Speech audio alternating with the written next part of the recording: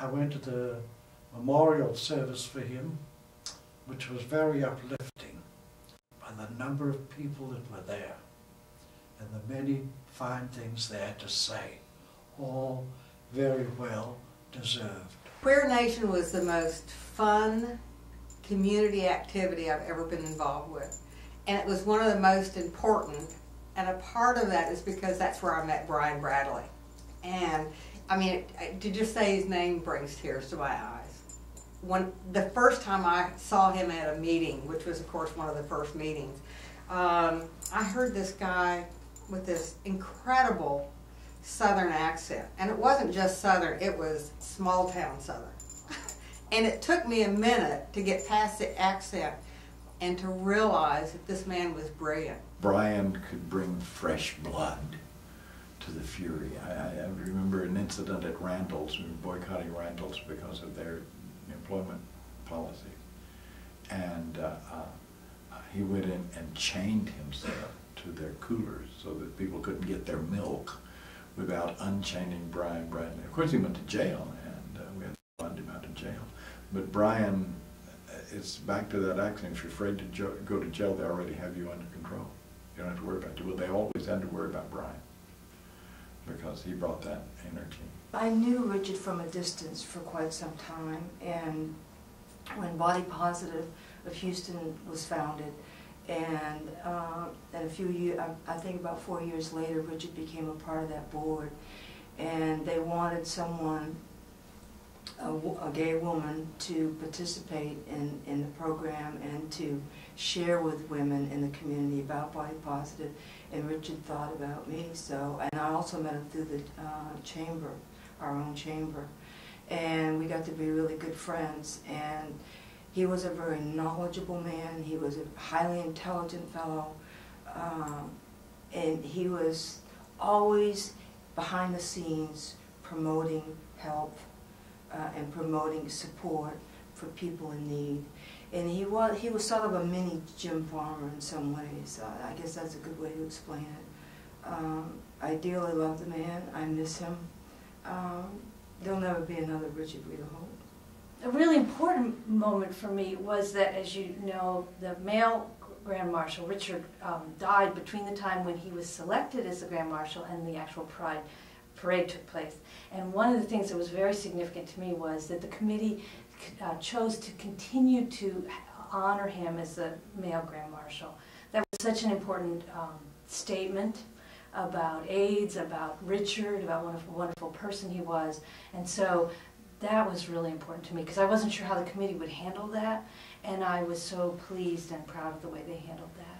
When I found out that Richard died, and when I was, again, found out that the committee was going to continue to honor him and continue to have him as the male Grand Marshal, a friend of mine, Claire, and I made these little pins, and we made them for the Pride Committee and for his family, and then I wore one, I think Anise Parker wore one. So we made about 100 of these, I think, and we passed them out to people who were in the parade because it was so important that we honor him. And he was selected as the male Grand Marshal, and he was honored through all kinds of different things. But this was what I personally did to make sure people remembered him and thought about him that night. We have lost. I can't speak for Andy, and I shouldn't, but I know that the people that we've worked with for so long, I think you're just the only friend that I really have left besides Tony Vega that's in this community that we started working with, and we've lost all the rest. And I've been enriched by so many of those people that we've lost, and to be a part of their lives and to be supportive in any way that we could be. And that we used to visit the hospitals. We used to prepare Thanksgiving dinners for people that couldn't leave the hospital, and just to be a part of all of that, and to lose the quality of those people has made a major impact in my life. But if I didn't take what they gave us and turn around and give it back, then their lives wouldn't have meant anything to us. So that's what we try to do, and we've tried to do ever since we've been together as friends, is to kind of give back their love and their support. And that's how we manage it. That's how I manage it.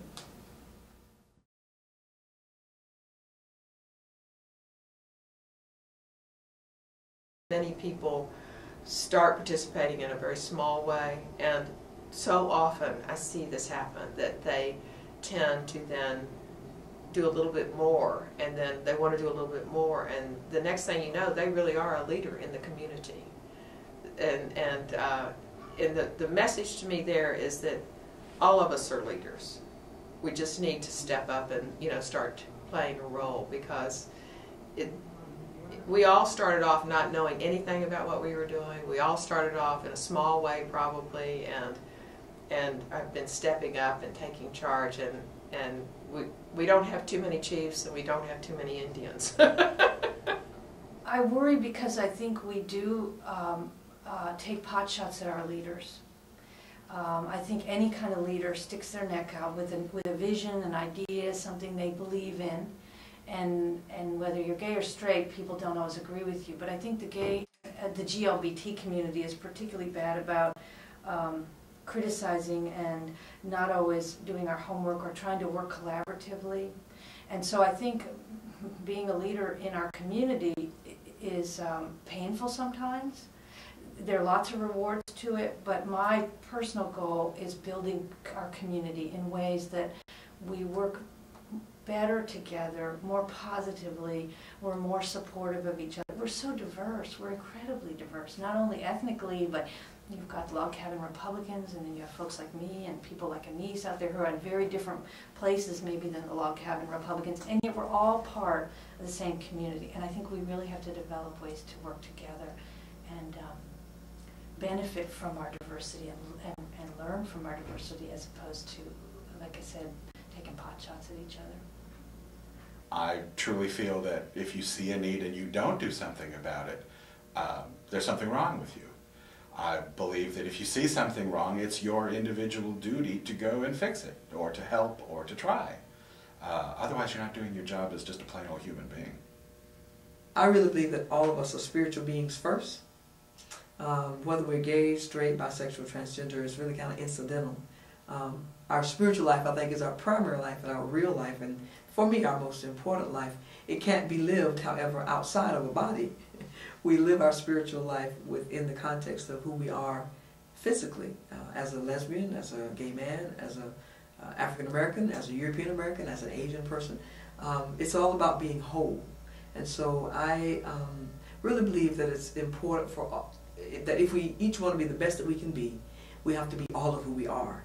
I can't be the best person I can be if I leave off a part of myself, whether it's my sexuality or being black or being an American or having some other particular interest. I have to be all of me. I can't. It would be like leaving off my love for music. Can't do it. It's a part of my spirituality. It's a part of my sexuality. I am one entity, one being, both spiritual and a lesbian, sexual.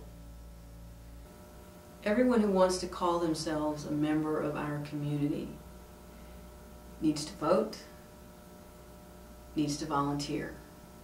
And I don't care whether it's in their church, in their garden club, in their civic club, in one of the gay or lesbian political organizations.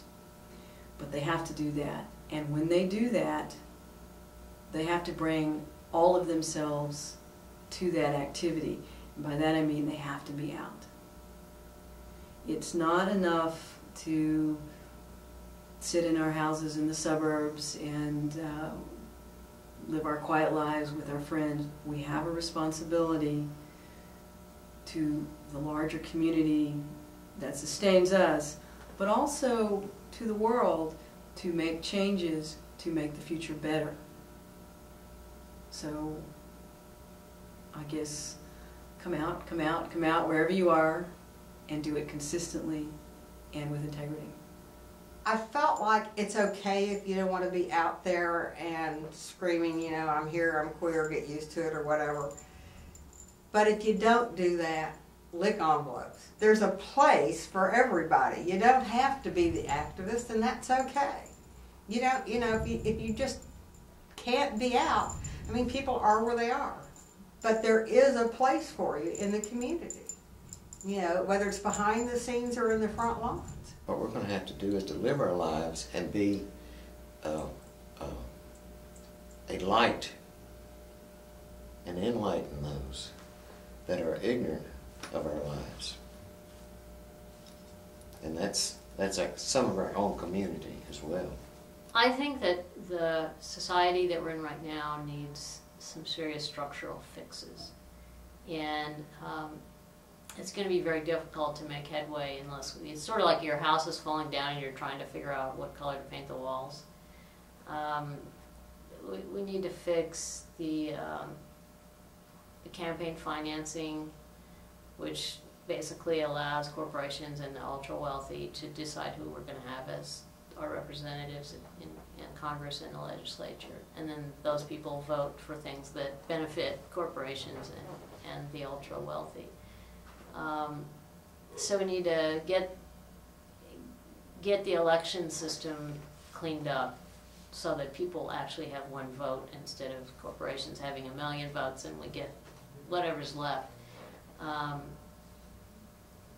That's kind of basic. The polarization of income is getting worse to the point where, you know, a few people are getting a lot of the money in. Again, it's like a whole bunch of people get the crumbs. And that, as money gets tight, I think it affects people who have traditionally had a harder time making money, people of color, gay and lesbian and bi and trans community. And of course, you know, health care, you know, they say that a lot of people are just one major illness away from poverty or homelessness. And certainly the AIDS epidemic has, you know, shown a lot of people who thought they couldn't be hurt financially that indeed that's true. We have a terrible healthcare system. So all of these things that are general, you know, societal problems, I think impact our community even more.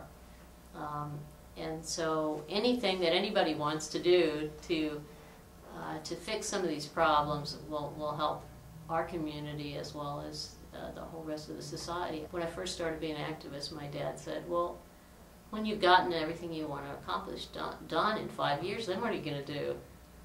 And that was 30 years ago. So I guess I would just say to anyone who's interested, just, you know, find whatever truths you can find, tell your own truths, and keep working at it.